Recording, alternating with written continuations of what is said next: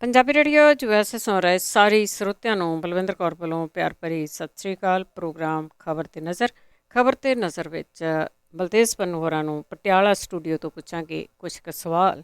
ਖਬਰਾਂ ਦੀਆਂ ਸੁਰਖੀਆਂ ਕੀ ਕਹਿੰਦੀਆਂ ਨੇ।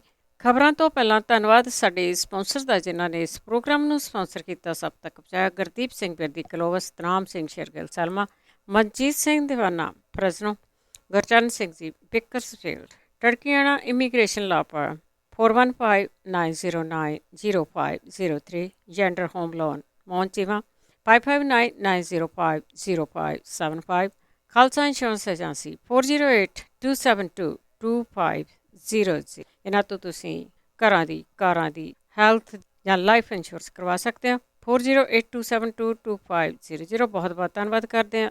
ਪ੍ਰੋਗਰਾਮਾਂ ਨੂੰ ਸਪਾਂਸਰ ਕਰਦੇ ਹੋ, ਸਭ ਤੱਕ ਪਹੁੰਚਾਉਂਦੇ ਹੋ। ਬਲਤੇਜ ਪੰਨੇ, ਸਤਿ ਸ਼੍ਰੀ ਅਕਾਲ, ਸਵਾਗਤ ਹੈ। ਸਤਿ ਸ਼੍ਰੀ ਅਕਾਲ ਜੀ, ਧੰਨਵਾਦ ਜੀ, ਬਹੁਤ ਮਿਹਰਬਾਨੀ।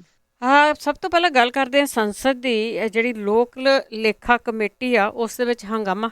ਚਲੀ ਜੀ, ਇਹ ਜਿਹੜੀ PAC ਦੀ ਮੀਟਿੰਗ ਆ, ਉਹਦੇ ਵਿੱਚ ਮੈਂਬਰਾਂ ਦੇ ਵਿਚਾਲੇ ਜਿਹੜਾ ਉਹ ਮਤਭੇਦ ਉਭਰੇ ਨੇ, ਜਿਹਦੇ ਕਰਕੇ ਇਹ ਵੱਡਾ ਹੰਗਾਮਾ ਹੋਇਆ। ਕਮੇਟੀ ਦੇ ਚੇਅਰਮੈਨ ਤੇ ਕਾਂਗਰਸੀ ਆਗੂ ਅਧੀਰ ਰੰਜਨ ਚੌਧਰੀ ਦੇ ਵੱਲੋਂ ਕੋਰੋਨਾ ਵਾਇਰਸ ਮਹਾਮਾਰੀ ਤੇ ਇਹਦੇ ਬਚਾਅ ਲਈ ਜਿਹੜੀ ਵੈਕਸੀਨੇਸ਼ਨ ਪਾਲਿਸੀ ਆ ਉਹਦੀ ਸਮੀਖਿਆ ਕੀਤੇ ਜਾਣ ਬਾਰੇ ਚਰਚਾ ਦੀ ਮੰਗ ਕਰਨ ਨੂੰ ਲੈ ਕੇ ਇਹ ਹੰਗਾਮਾ ਜਿਹੜਾ ਸੀ ਉਹ ਹੋਇਆ। ਅਧੀਰ ਰੰਜਨ ਚੌਧਰੀ ਦੇ ਵੱਲੋਂ ਉਠਾਏ ਮੁੱਦੇ ਦੇ ਉੱਤੇ ਕਮੇਟੀ ਦੇ ਵਿੱਚ ਸ਼ਾਮਲ ਭਾਰਤੀ ਜਨਤਾ ਪਾਰਟੀ ਤੇ ਜਨਤਾ ਦਲ ਯੂਨਾਈਟਿਡ ਦੇ ਮੈਂਬਰਾਂ ਨੇ ਇਤਰਾਜ਼ ਦਾਇਰ ਕੀਤਾ। ਔਰ PAC ਸੰਸਦ ਦੀ ਸਭ ਤੋਂ ਪੁਰਾਣੀ ਕਮੇਟੀ ਹੈ। ਇਹ ਭਾਰਤ ਸਰਕਾਰ ਦੇ ਮਾਲੀਆ ਤੇ ਖਰਚਿਆਂ ਦੇ ਉੱਤੇ ਨਿਗਾਹ ਰੱਖਦੀ ਹੈ ਔਰ ਇਹਦਾ ਆਡਿਟ ਕਰਦੀ ਹੈ। ਕਮੇਟੀ ਦੇ ਚੇਅਰਮੈਨ ਜਿਹੜੇ ਨੇ ਅਧੀਰ ਰੰਜਨ ਚੌਧਰੀ ਨੇ ਜਦੋਂ COVID-19 ਮਹਾਮਾਰੀ ਦੀ ਟੀਕਾਕਰਨ ਨੀਤੀ ਦੀ ਸਮੀਖਿਆ ਦੇ ਬਾਰੇ ਗੱਲਬਾਤ ਸ਼ੁਰੂ ਕੀਤੀ ਤਾਂ ਜਗਦੰਬਿਕਾ ਪਾਲ ਤੇ ਲੱਲਨ ਸਿੰਘ ਦੀ ਅਗਵਾਈ ਦੇ ਵਿੱਚ NDA ਮੈਂਬਰਾਂ ਨੇ ਇਹਦੇ ਉੱਤੇ ਸਖਤ ਇਤਰਾਜ਼ ਜਿਹੜਾ ਸੀ ਉਹ ਦਰਜ ਕਰਵਾਇਆ। ਔਰ ਉਹਨਾਂ ਨੇ ਇਹ ਕਿਹਾ ਕਿ ਇਹਦੇ ਸੰਬੰਧੀ ਚਰਚਾ ਗ੍ਰਹਿ ਮਾਮਲਿਆਂ ਬਾਰੇ ਸੰਸਦੀ ਸਥਾਈ ਕਮੇਟੀ ਦੀ ਮੀਟਿੰਗ 'ਚ ਪਹਿਲਾਂ ਹੀ ਹੋ ਚੁੱਕੀ ਆ। ਅਧੀਰ ਰੰਜਨ ਚੌਧਰੀ ਨੇ ਇਹ ਕਿਹਾ ਕਿ ਪਹਿਲਾਂ ਵੀ ਕਈ ਮੌਕਿਆਂ ਦੇ ਉੱਤੇ ਕੈਗ ਦੀ ਰਿਪੋਰਟ ਆਉਣ ਤੋਂ ਪਹਿਲਾਂ ਕਮੇਟੀ ਦੇ ਵਿੱਚ 2G ਸਪੈਕਟਰਮ ਤੇ ਸੜਕ ਉਸਾਰੀ ਵਰਗੇ ਮੁੱਦੇ ਵਿਚਾਰੇ ਜਾ ਚੁੱਕੇ ਆ ਤੇ ਇਸ ਮੁੱਦੇ ਦੇ ਉੱਤੇ ਚਰਚਾ ਕਰਨ ਦੇ ਵਿੱਚ ਕੀ ਹਰਜ ਹੈ। NDA ਮੈਂਬਰਾਂ ਨੇ ਉਹਨਾਂ ਦੀ ਇਸ ਗੱਲ ਨੂੰ ਕੋਈ ਅਹਿਮੀਅਤ ਨਾ ਦਿੱਤੀ ਤਾਂ ਨਿਰਾਸ਼ ਹੋ ਕੇ ਅਧੀਰ ਰੰਜਨ ਚੌਧਰੀ ਨੇ ਕਮੇਟੀ ਦੇ ਚੇਅਰਮੈਨ ਦਾ ਅਹੁਦਾ ਛੱਡਣ ਦੀ ਧਮਕੀ ਜਿਹੜੀ ਉਹ ਦੇਤੀ। ਔਰ ਉਸ ਤੋਂ ਬਾਅਦ ਜਿਹੜੇ ਕਮੇਟੀ ਦੇ ਵਿੱਚ ਸ਼ਾਮਲ ਜਿਹੜੇ DMK ਤੇ BJD ਦੇ ਮੈਂਬਰ ਜਿਹੜੇ ਸੀਗੇ ਉਹਨਾਂ ਨੇ ਇਹਦੀ ਵੈਕਸੀਨੇਸ਼ਨ ਦੀ ਜਿਹੜੀ ਸਮੀਖਿਆ ਸੰਬੰਧੀ ਪ੍ਰਸਤਾਵ ਦੇ ਬਾਰੇ ਚੁੱਪ ਧਾਰੀ ਰੱਖੀ। ਅਸਲ 'ਚ ਭਾਰਤੀ ਜਨਤਾ ਪਾਰਟੀ ਦੇ ਜਿਹੜੇ ਮੈਂਬਰ ਨੇ ਉਹ ਨਹੀਂ ਚਾਹੁੰਦੇ ਕਿ ਇਹ ਜਿਹੜੀ ਵੈਕਸੀਨੇਸ਼ਨ ਨੀਤੀ ਆ ਉਹਦੇ ਉੱਤੇ ਕੋਈ ਚਰਚਾ ਵੀ ਹੋਵੇ, ਕਿਉਂਕਿ ਉੱਥੇ ਉਹ ਫਸਦੇ ਆ ਕਿ ਅੱਜ ਵੀ ਜਿਹੜਾ ਇਹੀ ਨਹੀਂ ਪਤਾ ਲੱਗ ਰਿਹਾ। ਕਦੇ ਤਾਂ ਇਹ ਹੋ ਜਾਂਦਾ ਜੀ ਕਿ 42 ਦਿਨ ਦਾ ਵਕਫਾ, ਕਦੇ ਇਹ ਹੋ ਜਾਂਦਾ 82 ਦਿਨ ਦਾ ਵਕਫਾ। ਹੁਣ ਫੇਰ ਆ ਗਿਆ ਕਿ ਜਿਹੜੀ ਸਰਕਾਰ ਹੈ ਉਹ ਇਹ ਜਿਹੜਾ ਵਕਫਾ ਆ ਉਹ ਘਟਾਉਣ ਵਧਾਉਣ ਦੇ ਉੱਤੇ ਸੋਚ ਰਹੀ ਆ। ਔਰ ਕੋਵਿਸ਼ੀਲਡ ਦੀਆਂ ਜਿਹੜੀਆਂ 2 ਡੋਜ਼ ਨੇ ਉਹਦੇ ਅੰਤਰ ਨੂੰ 4 ਤੋਂ 6 ਹਫ਼ਤਿਆਂ ਤੋਂ 12 ਤੋਂ 16 ਹਫ਼ਤਿਆਂ ਤੱਕ ਵਧਾਉਣ ਦੇ ਫੈਸਲੇ ਦੇ ਬਾਰੇ ਉਹ ਦੁਬਾਰਾ ਵਿਚਾਰ ਜਿਹੜਾ ਕਰ ਰਹੀ ਆ। ਉਧਰ ਜਿਹੜਾ ਕੋਵੈਕਸਿਨ ਹੈ ਉਹਦੇ ਵਿੱਚ ਜਿਹੜਾ ਛੋਟਾ ਵੱਛਾ ਹੁੰਦਾ ਉਹਦੇ ਜਿਹੜੇ ਸੀਰਮ ਪਾਏ ਜਾਂਦੇ ਨੇ, ਇਹਨੂੰ ਲੈ ਕੇ ਸਰਕਾਰ ਘਿਰ ਗਈ। ਜਦੋਂ RTI ਦਾ ਜਿਹੜਾ ਮੁੱਦਾ ਇਹ ਸਾਹਮਣੇ ਲਿਆ ਕਿ ਇੱਕ ਕਾਂਗਰਸ ਦੇ ਜਿਹੜੇ ਆਗੂ ਨੇ ਉਹਨੇ ਟਵੀਟ ਕਰਤਾ ਨਾਲ RTI ਦੀ ਰਿਪੋਰਟ ਲਾਤੀ ਵੀ ਜਿਹੜਾ ਛੋਟਾ ਬੱਚਾ ਉਹਨੂੰ ਵੱਢ ਕੇ ਉਹਦੇ ਸੀਰਮ ਜਿਹੜੇ ਕੋਵੈਕਸਿਨ ਦੇ ਵਿੱਚ ਪਾਏ ਜਾਂਦੇ, ਤੇ ਸਰਕਾਰ ਜਵਾਬ ਦੇਣ ਦੀ ਜਗ੍ਹਾ ਦੇ ਉੱਤੇ ਇਹ ਕਹਿ ਕੇ ਹੋਰ ਫਸ ਗਈ ਵੀ ਪੋਲੀਓ ਵਾਲੇ ਜਿਹੜੇ ਉਹਦੇ ਵਿੱਚ ਵੀ ਤਾਂ ਪਾਏ ਜਾਂਦੇ ਆ। ਤਾਂ ਇਹ ਕੋਈ ਜਵਾਬ ਨਹੀਂ ਸੀ। ਬਹੁਤੇ ਮਾਮਲਿਆਂ ਦੇ ਉੱਤੇ ਸਰਕਾਰ ਜਿਹੜੀ ਉਲਝੀ ਹੈ।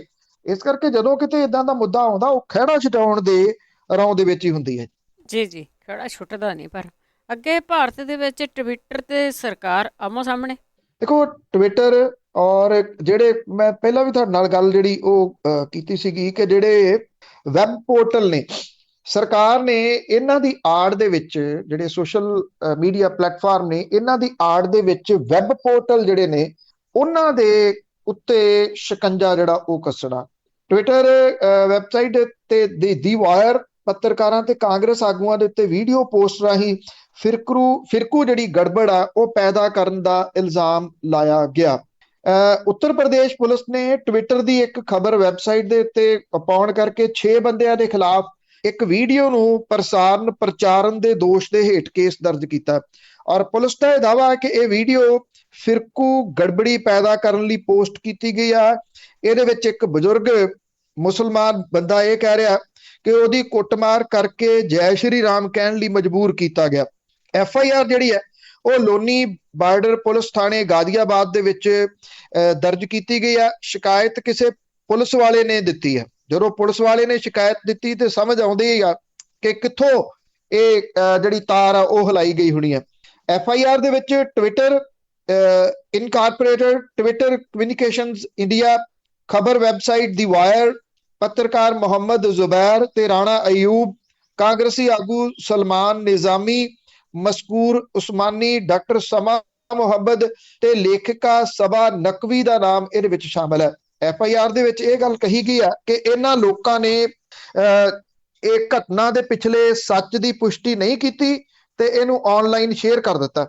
ਇਹਨੂੰ ਫਿਰਕੂ ਰੰਗ ਦਿੱਤਾ ਗਿਆ ਔਰ ਇਰਾਦਾ ਸ਼ਾਂਤੀ ਭੰਗ ਕਰਨ ਦਾ ਤੇ ਲੋਕਾਂ ਦੇ ਵਿਚਾਲੇ ਵੰਡ ਪਾਉਣ ਦਾ ਸੀਗਾ। ਔਰ ਇਹ ਵੀਡੀਓ ਕਲਿੱਪ ਸੋਸ਼ਲ ਮੀਡੀਆ ਦੇ ਉੱਤੇ 14 ਜੂਨ ਨੂੰ ਆਈ ਸੀਗੀ, ਜਿਹਦੇ ਵਿੱਚ ਇੱਕ ਮੁਸਲਿਮ ਵਿਅਕਤੀ ਅਬਦੁਲ ਸ਼ਮਦ ਸੈਫੀ ਇਹ ਕਹਿੰਦਾ ਹੋਇਆ ਨਜ਼ਰ ਆ ਰਿਹਾ ਹੈ ਕਿ ਉਹਨੂੰ ਕੁਝ ਨੌਜਵਾਨਾਂ ਨੇ ਕੁੱਟਿਆ ਤੇ ਜੈ ਸ਼੍ਰੀ ਰਾਮ ਕਹਿਣ ਦੇ ਵਾਸਤੇ ਮਜਬੂਰ ਕੀਤਾ। ਹੁਣ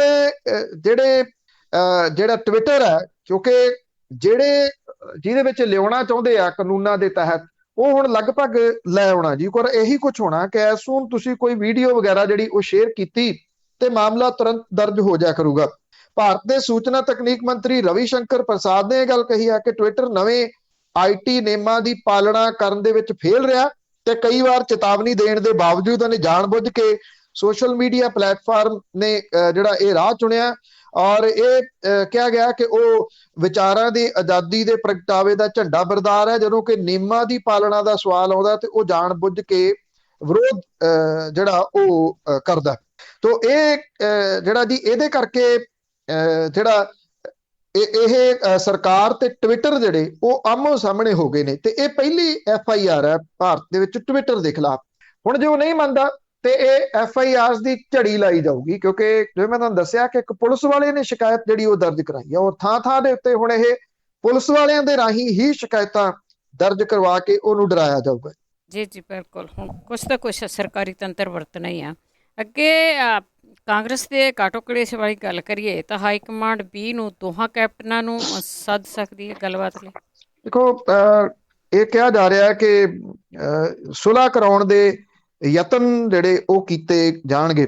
ਇਹ ਜਿਹੜੀ ਕਲਾ ਹੈ ਇਹ ਕਿਸੇ ਤਣ ਪੱਤਣ ਲੱਗ ਨਹੀਂ ਜਿਹੜੀ ਉਹ ਰਹੀ। ਹੁਣ 20 ਜੂਨ ਨੂੰ ਜਿਹੜੀਆਂ ਸਾਰੀਆਂ ਧਿਰਾਂ ਨੇ ਉਹਨਾਂ ਨੂੰ ਦਿੱਲੀ ਸੱਦਿਆ ਜਾ ਸਕਦਾ। ਇਹਦੇ ਵਿੱਚ ਖਾਸ ਤੌਰ ਦੇ ਉੱਤੇ ਦੋ ਸਿੱਧੂ, ਅਮਰਿੰਦਰ ਸਿੰਘ ਕੈਪਟਨ ਤੇ ਨਵਜੋਤ ਸਿੱਧੂ, ਇਹਨਾਂ ਨੂੰ 1 to 1 ਇਹਨਾਂ ਦੇ ਨਾਲ ਗੱਲਬਾਤ ਕੀਤੀ ਜਾ ਸਕੀ ਹੈ। ਫਿਰ ਦੋਵਾਂ ਨੂੰ ਸਾਹਮਣੇ ਬਿਠਾ ਕੇ ਜਿਹੜੀ ਆ ਉਹ ਗੱਲਬਾਤ ਕਰਵਾ ਕੇ ਇਹਨਾਂ ਦੇ ਜਿਹੜੀਆਂ ਫ੍ਰਿਕਸ਼ਨਸ ਨੇ ਉਹ ਦੂਰ ਕੀਤੀਆਂ ਜਾ ਸਕਦੀਆਂ ਨੇ। ਕਿਵੇਂ ਦੂਰ ਹੋਣਗੀਆਂ ਆਪਣੇ ਆਪ 'ਚ ਬਹੁਤ ਵੱਡਾ ਅਜੇ ਵੀ ਸਵਾਲ ਜਿਹੜਾ ਉਹ ਬਣਿਆ ਹੋਇਆ। ਔਰ ਅਜੇ ਵੀ ਇਹ ਗੱਲ ਚੱਲ ਰਹੀ ਹੈ ਕਿ ਨਵਜੋਤ ਸਿੱਧੂ ਨੂੰ ਕਾਂਗਰਸ ਦੇ ਵਿੱਚ ਵੱਡੀ ਜ਼ਿੰਮੇਵਾਰੀ ਜਿਹੜੀ ਉਹ ਦਿੱਤੀ ਜਾਵੇ। ਇਹ ਲਗਭਗ ਬਹੁਤੇ ਜਿਹੜੇ MLA ਮਿਲੇ ਆ ਉਹਨਾਂ ਨੇ ਇਹ ਗੱਲ ਆਖੀ ਹੈ ਹਾਈ ਕਮਾਂਡ ਨੂੰ ਕਿ ਉਹਨੂੰ ਛੱਡਿਆ ਨਾ ਜਾਵੇ, ਉਹਨੂੰ ਜਾਣ ਨਾ ਦਿੱਤਾ ਜਾਵੇ ਕਾਂਗਰਸ ਤੋਂ। ਨਹੀਂ ਤਾਂ ਕਿਉਂਕਿ ਇਹਦਾ ਦੂਜਾ ਪੱਖ ਇਹੀ ਆ ਕਿ ਕੈਪਟਨ ਅਮਰਿੰਦਰ ਸਿੰਘ ਹੋਰਾਂ ਦੇ ਸਿਰ ਦੇ ਉੱਤੇ ਕਾਂਗਰਸ ਜਿਹੜੀ ਆ ਉਹ ਕਿਸੇ ਤਣ ਪੱਤਣ ਨਹੀਂ ਲੱਗ ਸਕਦੀ।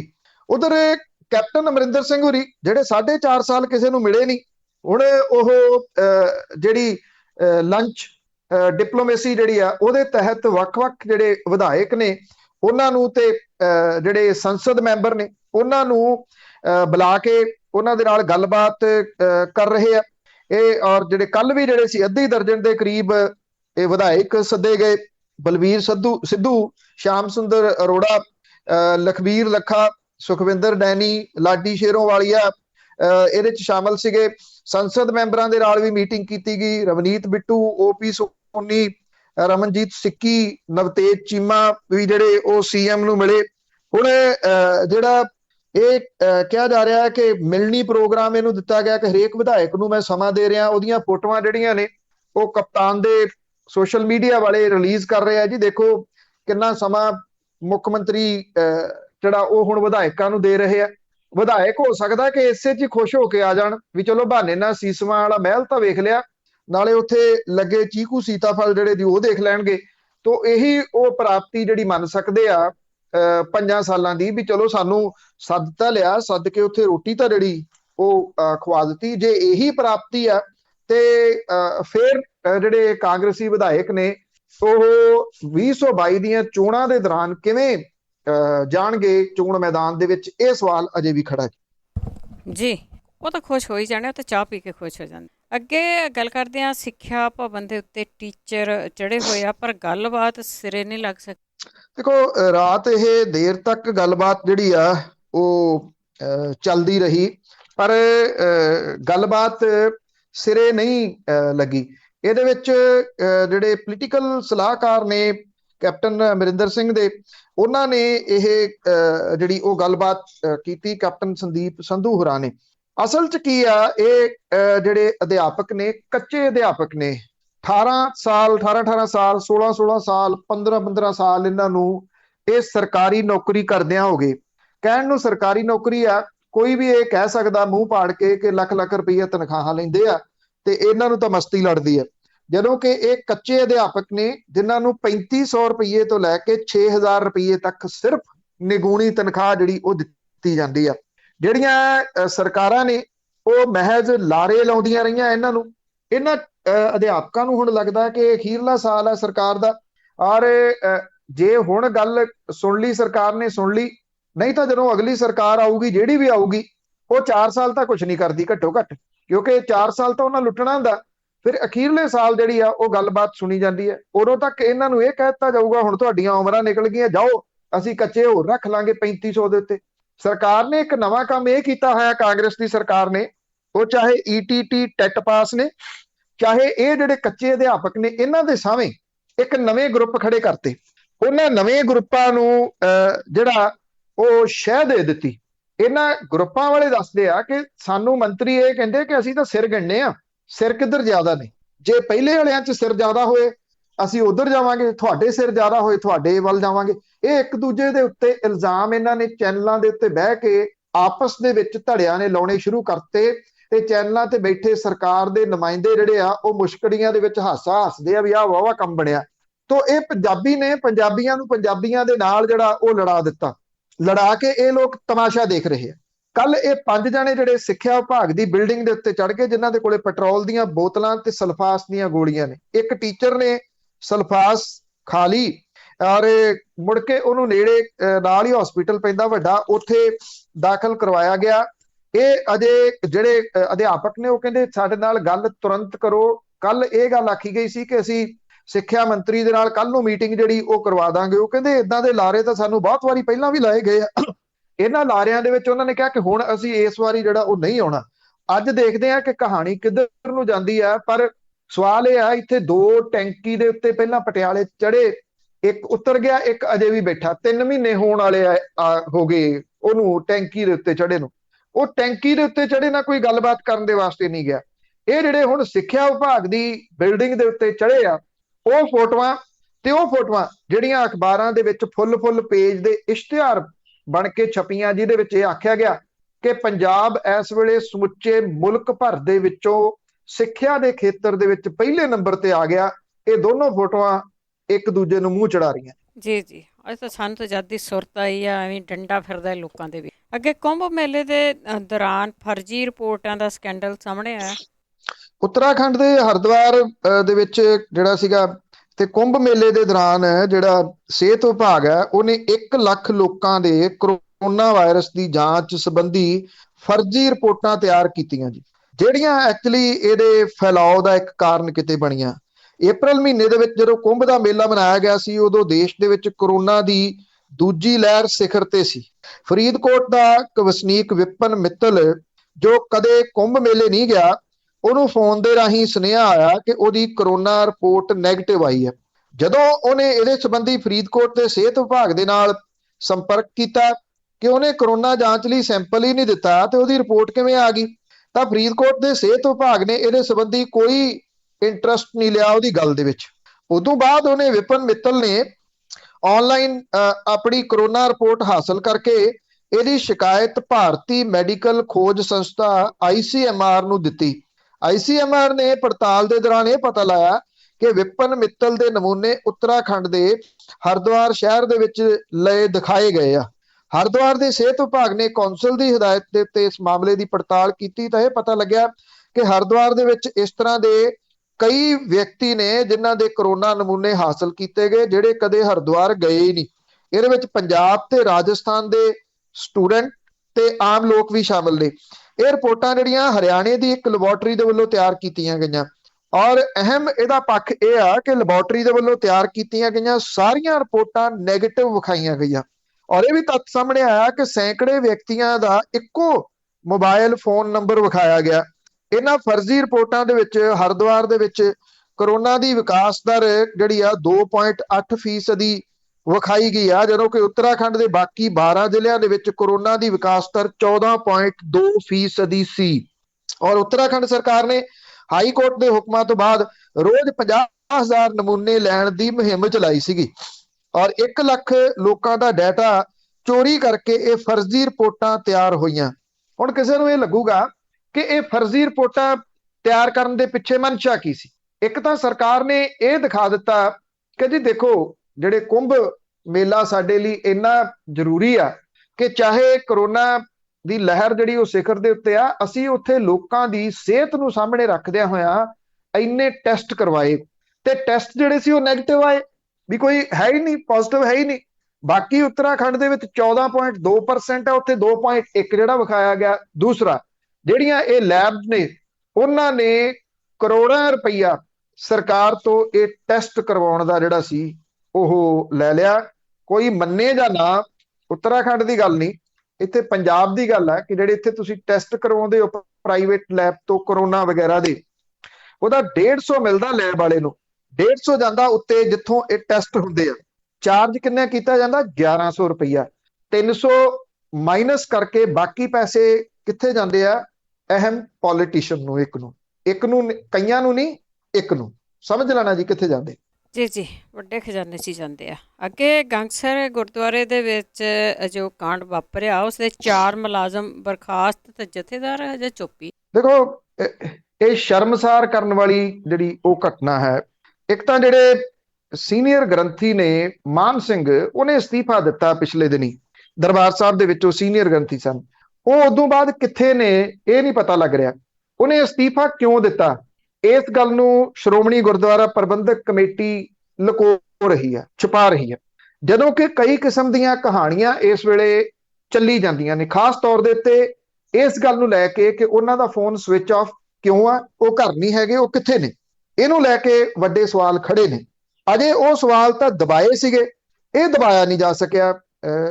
ਜੈਤੋ ਦੇ ਵਿੱਚ ਜਿਹੜਾ ਇਤਿਹਾਸਕ ਗੁਰਦੁਆਰਾ ਗੰਗਸਰ, ਲੋਕਾਂ ਨੇ ਹਫ਼ਤਾ ਪਹਿਲਾਂ ਉੱਥੇ ਸ਼ਿਕਾਇਤ ਕੀਤੀ ਸ਼੍ਰੋਮਣੀ ਗੁਰਦੁਆਰਾ ਪ੍ਰਬੰਧਕ ਕਮੇਟੀ ਨੂੰ ਵੀ ਇੱਥੇ ਜਿਹੜੇ ਮੁਲਾਜ਼ਮ ਨੇ ਤੁਹਾਡੇ ਸ਼੍ਰੋਮਣੀ ਗੁਰਦੁਆਰਾ ਪ੍ਰਬੰਧਕ ਕਮੇਟੀ ਵਾਲੇ, ਉਹ ਔਰਤਾਂ ਲੈ ਕੇ ਆਏ ਨੇ, ਕਿਸੇ ਨੇ ਇਹਦੇ ਤੇ ਕੰਨ ਨਹੀਂ ਧਰਿਆ।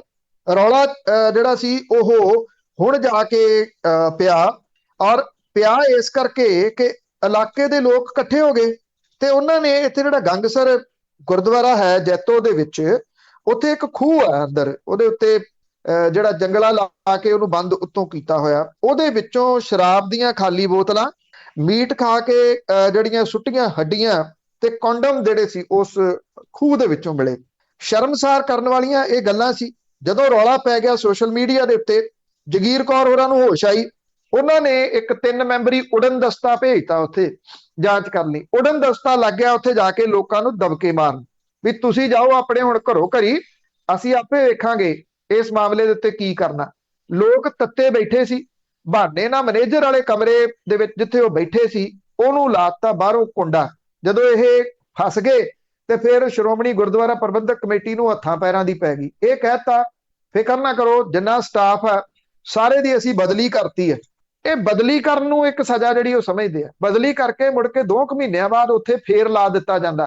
ਤੁਹਾਨੂੰ ਯਾਦ ਹੋਣਾ ਪਿਛਲੇ ਸਾਲ ਸਬਜ਼ੀ ਘੁਟਾਲਾ ਆਇਆ ਸੀਗਾ ਇੱਕ ਤਖਤ ਦੇ ਉੱਤੇ, ਫਿਰ ਇੱਕ ਆਟਾ ਘੁਟਾਲਾ ਆਇਆ ਸੀਗਾ, ਉਹ ਵੀ ਤਖਤ ਦੇ ਉੱਤੇ ਸੀ। ਕਿ ਇਹ ਕਿਹਾ ਗਿਆ ਸੀ ਲੱਖ ਲੱਖ ਬੰਦਾ ਲੰਗਰ ਛਕਦਾ ਆ ਕੇ, ਜਦੋਂ ਕਿ ਕਰਫਿਊ ਲੱਗਿਆ ਹੋਇਆ ਸੀ। ਉਹਨਾਂ ਲੋਕਾਂ ਦੀਆਂ ਵੀ ਬਦਲੀਆਂ ਕੀਤੀਆਂ ਗਈਆਂ ਸੀ। ਬਦਲੀਆਂ ਕਰਕੇ ਮੁੜ ਕੇ ਕੁਝ ਦਿਨਾਂ ਤੋਂ ਬਾਅਦ ਦੁਬਾਰਾ ਫਿਰ ਉਹਨਾਂ ਨੂੰ ਉੱਥੇ ਹੀ ਲਾ ਦਿੱਤਾ ਗਿਆ। ਇਹ ਵੀ ਇਦਾਂ ਹੀ ਕਰਨਾ ਚਾਹੁੰਦੇ ਸੀ। ਲੋਕ ਇਕੱਠੇ ਹੋ ਗਏ, ਲੋਕਾਂ ਨੇ ਪੁਲਿਸ ਦੇ ਕੋਲੇ ਜਾ ਕੇ ਮਾਮਲਾ ਦਰਜ ਕਰਵਾਤਾ। 295 ਏ ਦੇ ਤਹਿਤ ਮਾਮਲਾ ਜਿਹੜਾ ਸੀਗਾ ਇਹਨਾਂ ਘਟਨਾਵਾਂ ਦਾ ਦਰਜ ਹੋ ਗਿਆ। ਸ਼੍ਰੋਮਣੀ ਗੁਰਦੁਆਰਾ ਪ੍ਰਬੰਧਕ ਕਮੇਟੀ ਦੇ ਜਿਹੜੇ ਮੁਲਾਜ਼ਮ ਨੇ ਉਹ ਗ੍ਰਿਫਤਾਰ ਹੋ ਗਏ। ਔਰ ਗ੍ਰਿਫਤਾਰ ਤਾਂ ਹੋਏ, ਇੱਕ ਤਾਂ ਕਲਰਕ ਸੁਖਵਿੰਦਰ ਸਿੰਘ ਆ ਤੇ ਇੱਕ ਸੇਵਾਦਾਰ ਗੁਰਬਾਜ ਸਿੰਘ ਹੈ।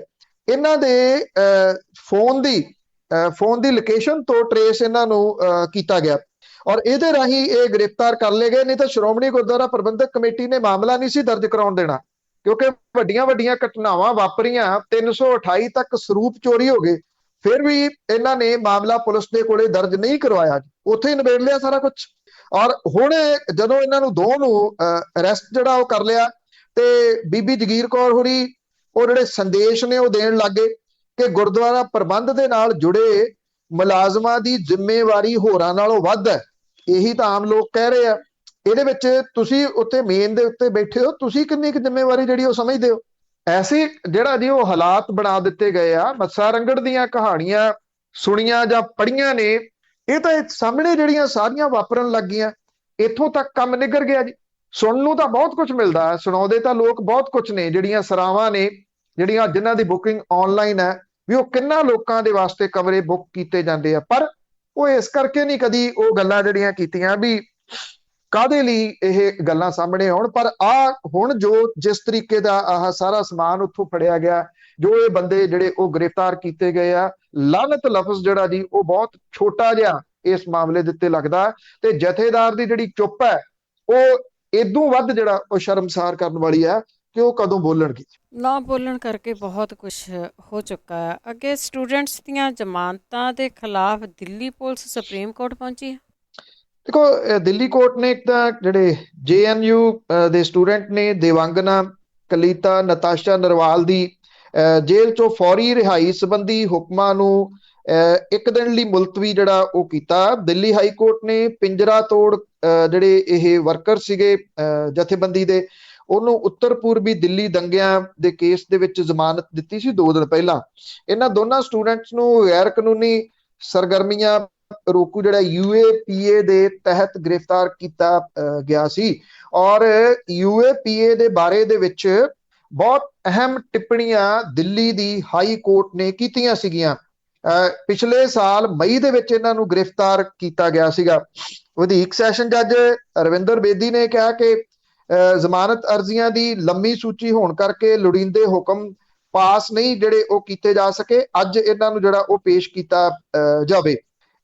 ਜਿਹੜੇ ਇਸਤਗਾਸਾ ਤੇ ਬਚਾਅ ਪੱਖ ਦੇ ਵਕੀਲਾਂ ਦੀਆਂ ਦਲੀਲਾਂ ਸੁਣਨ ਤੋਂ ਬਾਅਦ ਇਹ ਅਰਜ਼ੀ ਦੇ ਉੱਤੇ ਫੈਸਲਾ ਜਿਹੜਾ ਉਹ ਰਾਖਵਾਂ ਰੱਖ ਲਿਆ ਸੀ। ਨਰਵਾਲ, ਕਲੀਤਾ ਤੇ ਜਾਮੀਆ ਮਿਲੀਆ ਇਸਲਾਮੀਆ ਜਿਹੜੇ ਦੇ ਵਿਦਿਆਰਥੀ ਜਿਹੜੇ ਨੇ, ਆਸਿਫ ਇਕਬਾਲ ਤਨਹਾ, ਉਹਦੀ ਅਦਾਲਤ ਨੇ ਜ਼ਮਾਨਤ ਅਰਜ਼ੀ ਮਨਜ਼ੂਰ ਕਰ ਲਈ ਸੀ। ਤੁਸੀਂ ਹੈਰਾਨ ਹੋਵੋਗੇ, ਗ੍ਰਿਫਤਾਰ ਤਾਂ ਕਰ ਲਿਆ, ਪੁਲਿਸ ਕਹਿੰਦੀ ਇਹਨਾਂ ਦੇ ਐਡਰੈਸ ਵੈਰੀਫਾਈ ਨਹੀਂ ਹੋ ਰਹੇ। ਜਦੋਂ ਹੁਣ ਐਡਰੈਸ ਜ਼ਮਾਨਤਾਂ ਦੇ ਵੇਲੇ ਵੈਰੀਫਾਈ ਨਹੀਂ ਹੋ ਰਹੇ ਤੇ ਫਿਰ ਇਹਨਾਂ ਨੂੰ ਚੁੱਕ ਕਿਵੇਂ ਲਿਆ ਸਾਲ ਪਹਿਲਾਂ? ਇਹ ਸਵਾਲ ਸੀ। ਦਿੱਲੀ ਪੁਲਿਸ ਹੁਣ ਸੁਪਰੀਮ ਕੋਰਟ ਪਹੁੰਚ ਗਈ ਹੈ ਕਿ ਉੱਤਰ ਪੂਰਬੀ ਦਿੱਲੀ ਦੰਗਿਆਂ ਦੇ ਕੇਸ ਦੇ ਵਿੱਚ 3 ਜਿਹੜੇ ਸਟੂਡੈਂਟ ਨੇ, ਇਹਨਾਂ ਨੂੰ ਜ਼ਮਾਨਤ ਦੇਣ ਦੇ ਦਿੱਲੀ ਹਾਈ ਕੋਰਟ ਦੇ 3 ਵੱਖੋ ਵੱਖਰੇ ਫੈਸਲਿਆਂ ਨੂੰ ਚੁਣੌਤੀ ਦਿੱਤੀ ਗਈ ਹੈ। ਫੈਸਲੇ ਬੜੇ ਸਟਰੋਂਗ ਨੇ। ਇਹ ਟ੍ਰਾਇਲ ਕੋਰਟ ਦੇ ਫੈਸਲੇ ਨੂੰ ਲਾਂਭੇ ਰੱਖਦਿਆਂ ਪਿੰਜਰਾ ਤੋੜ ਜਿਹੜੇ ਕਾਰਕੁਨ ਨੇ ਉਹਨਾਂ ਨੂੰ ਇਹ ਕਿਹਾ ਗਿਆ ਕਿ UAPA ਦੇ ਤਹਿਤ ਇਹਨਾਂ ਨੂੰ ਗ੍ਰਿਫਤਾਰ ਕੀਤਾ ਗਿਆ ਸੀ। ਹਾਈ ਕੋਰਟ ਦੇ ਇਹ 2 ਮੈਂਬਰੀ ਬੈਂਚ ਦਾ ਜਿਹੜਾ ਉਹ ਫੈਸਲਾ ਸੀਗਾ। ਔਰ ਇਹ ਬੈਂਚ ਨੇ ਇਹ ਵੀ ਕਿਹਾ ਕਿ ਸਰਕਾਰ ਨੇ ਵਿਰੋਧੀ ਸਿਰਾਂ ਨੂੰ ਦਬਾਉਣ ਦੀ ਤਾਂਘ ਦੇ ਵਿੱਚ ਰੋਸ ਪ੍ਰਦਰਸ਼ਨਾਂ ਦੇ ਹੱਕ ਤੇ ਦਹਿਸ਼ਤੀ ਸਰਗਰਮੀ ਵਿਚਲੇ ਫਰਕ ਨੂੰ ਜਿਹੜਾ ਜੀ ਉਹ ਮਿਟਾ ਦਿੱਤਾ ਹੋਇਆ। ਇਹ ਗੱਲ ਜਿਹੜੀ ਆਖੀ ਗਈ ਸੀ। ਹੁਣ ਵੇਖਣਾ ਇਹ ਆ ਕਿ ਸੁਪਰੀਮ ਕੋਰਟ ਇਸ ਮਸਲੇ ਦੇ ਉੱਤੇ ਕੀ ਕਰਦੀ, ਕਿਉਂਕਿ 2 ਮੈਂਬਰੀ ਬੈਂਚ ਦਾ ਜਿਹੜਾ ਉਹ ਫੈਸਲਾ ਲਗਭਗ ਉਮੀਦ ਇਸ ਗੱਲ ਦੀ ਆ, ਬਾਕੀ 100% ਨਹੀਂ ਕੁਝ ਕਿਹਾ ਜਾ ਸਕਦਾ, ਉਮੀਦ ਇਸ ਗੱਲ ਦੀ ਆ ਕਿ ਸੁਪਰੀਮ ਕੋਰਟ ਜਿਹੜੀ ਆ ਉਹ ਹਾਈ ਕੋਰਟ ਦੇ ਫੈਸਲੇ ਨੂੰ ਪਲਟੂਗੀ ਨਹੀਂ, ਇਸ ਕਰਕੇ ਕਿ ਸਿੰਗਲ ਬੈਂਚ ਦਾ ਫੈਸਲਾ ਨਹੀਂਗਾ, ਡਬਲ ਬੈਂਚ ਦਾ ਫੈਸਲਾ ਹੈ ਜੀ। ਅਖੀਰ ਦੇ ਵਿੱਚ ਗੱਲ ਕਰਦੇ ਹਾਂ ਪ੍ਰਕਾਸ਼ ਸਿੰਘ ਬਾਦਲ ਦੀ। ਉਸ ਦੇ MLA ਘਰ ਦੇ ਵਿੱਚ SIT ਪੁੱਛਗਿੱਛ ਕਰੇਗੀ। ਪਹਿਲਾਂ ਤਾਂ ਕੱਲ ਕਰਨੀ ਸੀ ਜੀ 16 ਤਰੀਕ ਨੂੰ, ਤੇ ਇਹ ਹੋਈ ਨਹੀਂ, ਕਿਉਂਕਿ ਪ੍ਰਕਾਸ਼ ਸਿੰਘ ਬਾਦਲ ਹੋਰਾਂ ਨੇ ਇਹ ਕਿਹਾ ਸੀਗਾ ਕਿ ਡਾਕਟਰਾਂ ਨੇ ਉਹਨਾਂ ਨੂੰ ਆਰਾਮ ਲਿਖਿਆ ਤੇ ਇਸ ਕਰਕੇ ਉਹ ਪੇਸ਼ ਨਹੀਂ ਹੋ ਸਕਦੇ। ਇਹ ਕਿਹਾ ਸੀਗਾ ਕਿ SIT ਜਾਂਚ ਕਰਨ ਲਈ 10 ਦਿਨ ਬਾਅਦ ਉਹਨਾਂ ਦੇ ਘਰ MLA ਹੋਸਟਲ ਦੇ ਵਿੱਚ ਆ ਸਕਦੀ ਆ।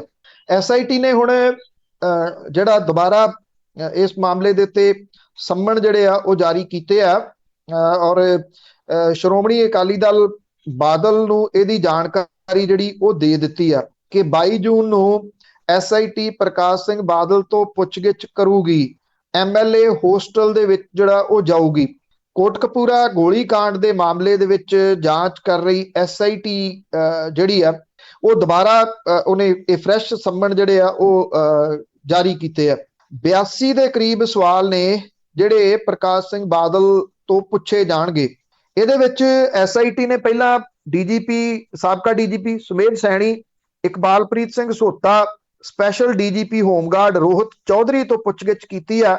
IG ਜਿਹੜੇ ਪਰਮਰਾਜ ਉਮਰਾ ਨੰਗਲ ਆ, ਅਜੇ ਤੱਕ ਉਹ SIT ਸਾਹਮਣੇ ਪੇਸ਼ ਨਹੀਂ ਹੋਏ। ਉਹਨੇ ਬਹਾਨੇਬਾਜ਼ੀ ਜਿਹੜੀ ਉਹ ਕੀਤੀ ਆ। ਉਦੋਂ ਪਹਿਲਾਂ ਉਮੀਦ ਹੈ ਕਿ ਉਹਦੇ ਤੋਂ ਪੁੱਛਗਿੱਛ ਹੋ ਜੂਗੀ। 82 ਸਵਾਲ ਜਿਹੜੇ ਉਹ ਭਾਵੇਂ ਇਹ ਤੋਂ ਡਬਲ ਹੋ ਜਾਣ, ਪਰ ਸਵਾਲ ਆ ਕੇ ਮੁੱਕਣਾ ਉੱਥੇ ਆ ਕਿ 150 ਵਾਰੀ ਜਿਹੜੀ ਗੱਲਬਾਤ ਹੋਈ ਫੋਨ ਦੇ ਉੱਤੇ ਉਹ ਕੀ ਹੋਈ ਜਿਸ ਰਾਤ, ਜਿਸ ਤੜਕੇ ਗੋਲੀ ਚੱਲਦੀ ਆ ਉਸ ਰਾਤ। ਤੇ ਜਿਹੜੇ ਪਹਿਲਾਂ ਪੇਸ਼ ਉਹ ਕਹਿੰਦੇ ਕਿ ਪ੍ਰਕਾਸ਼ ਸਿੰਘ ਬਾਦਲ ਹੋਰਾਂ ਨੇ ਇਹ ਗੱਲ ਆਖੀ ਸੀ ਕਿ ਸ਼ਾਂਤਮਈ ਤਰੀਕੇ ਦੇ ਨਾਲ ਇਹ ਲੋਕਾਂ ਨੂੰ ਉਠਾਓ। ਜੇ ਸ਼ਾਂਤਮਈ ਤਰੀਕੇ ਦੇ ਨਾਲ ਲੋਕਾਂ ਨੂੰ ਉਠਾਉਣ ਦੀ ਗੱਲ ਆਖੀ ਗਈ ਸੀ ਤੇ ਫਿਰ ਗੰਦਾ ਪਾਣੀ ਜਿਹੜਾ ਸੀਵਰੇਜ ਦਾ ਲਿਆ ਕੇ ਲੋਕਾਂ ਤੇ ਕਿਉਂ ਸੁੱਟਿਆ ਗਿਆ, ਤੇ ਇਹ ਤੋਂ ਇਲਾਵਾ ਜਿਹੜੀ ਗੋਲੀ ਸੀ ਉਹ ਕਿਉਂ ਚਲਾਈ ਗਈ, ਉਹ ਕਿਹਦੇ ਹੁਕਮਾਂ ਦੇ ਉੱਤੇ ਚਲਾਈ? ਜੇ ਪ੍ਰਕਾਸ਼ ਸਿੰਘ ਬਾਦਲ ਨੇ ਹੁਕਮ ਨਹੀਂ ਕੀਤੇ ਤੇ ਫਿਰ ਕਿਹਨੇ ਹੁਕਮ ਕੀਤੇ? ਔਰ ਇਹ ਵੀ ਸੰਭਾਵਨਾ ਹੈ ਕਿ ਪ੍ਰਕਾਸ਼ ਸਿੰਘ ਬਾਦਲ ਤੋਂ ਪੁੱਛਗਿੱਛ ਕਰਨ ਤੋਂ ਬਾਅਦ ਅਗਲੀ ਪੁੱਛਗਿੱਛ ਦੀ ਜਿਹੜੀ ਵਾਰੀ ਆ ਉਹ ਸੁਖਬੀਰ ਸਿੰਘ ਬਾਦਲ ਦੀ ਹੋ ਸਕਦੀ। ਜੀ ਦੇਖੋ ਕੀ ਦੱਸਦੇ, ਕਿਹੜੀਆਂ ਚੀਜ਼ਾਂ ਰਟੀਆਂ। ਬਹੁਤ ਬਹੁਤ ਧੰਨਵਾਦ ਬਲਤੇਜ ਪੰਨੂ। ਮਿਹਰਬਾਨੀ ਜੀ, ਧੰਨਵਾਦ ਜੀ, ਸਤਿ ਸ਼੍ਰੀ ਅਕਾਲ। ਸਤਿ ਸ਼੍ਰੀ ਅਕਾਲ ਜੀ। ਸਰੋਤੇ ਸਨ ਬਲਤੇਜ ਪੰਨੂ ਜੀ ਸਾਡੇ ਨਾਲ ਜੁੜਦੇ ਨੇ, ਕਰਦੇ ਨੇ ਖਬਰਾਂ। ਇਸੇ ਦੇ ਨਾਲ ਸਾਡਾ ਅੱਜ ਦਾ ਬੁਲੇਟਿਨ ਇੱਥੇ ਸਮਾਪਤ। ਬਲਵਿੰਦਰ ਕੌਰ ਵੱਲੋਂ ਆਪ ਸਭ ਨੂੰ ਹੀ ਪਿਆਰ ਭਰੀ ਸਤਿ ਸ਼੍ਰੀ ਅਕਾਲ।